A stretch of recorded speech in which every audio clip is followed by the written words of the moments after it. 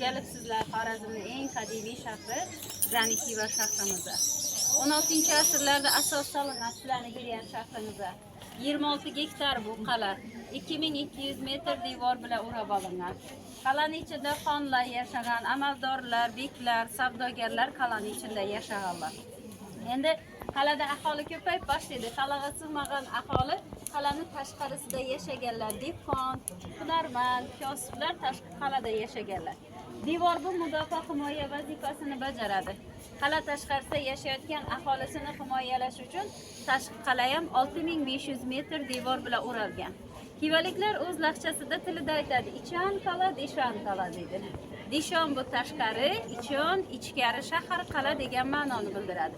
Siz Ichon qalaga shaharning g'arbiy qismidan kirdingiz, Ota darvozadan kirdingiz, mana Ota darvoza. Shaharning birinchi qurilgan darvozasi Polvon darvoza, Kunchiqar darvoza qurilgan.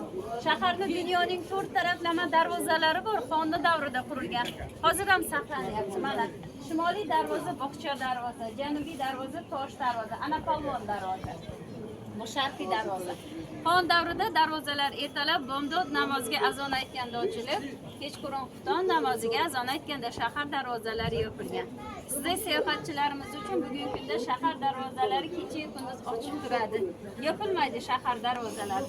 Sayohatchi aylanaman desa 26 gektar ichkarisidagi tarixiy imoratlarni ko'rish uchun sayohatchining bir kun ham vaqti yetmaydi. Shuning uchun eng asosiy diqqatga sazovor joylarni 1 soat davomida sayohat va ziyorat joylarini ham ziyorat qilasiz mehmonlar. Xush kelibsiz shahrimizga. Marhamat, keling. Rahmat. Savol bersak bo'ladimi?